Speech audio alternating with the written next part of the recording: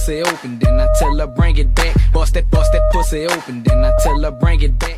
Yo mga ka-classic, share ko lang yung bagong bili kong Speedy rim na 4.25 by 17. Tingnan natin kung kakasya basa sa ating gulong na Swallow Classic.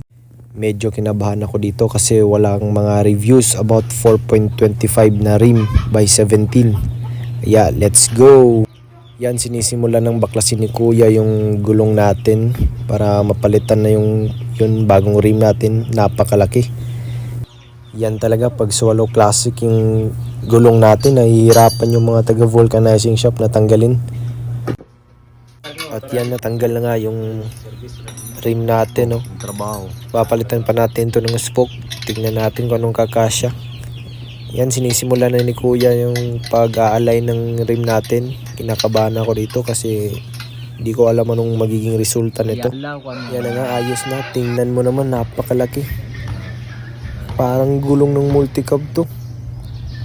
Nag-extend nga ako ng 2 bolt dito, temporary. 2 yung nilagay ko para may distansya yung hub natin, brake hub natin dito sa sa gulong kasi magkadikit na sila pag hindi mo nilagyan ng bolt.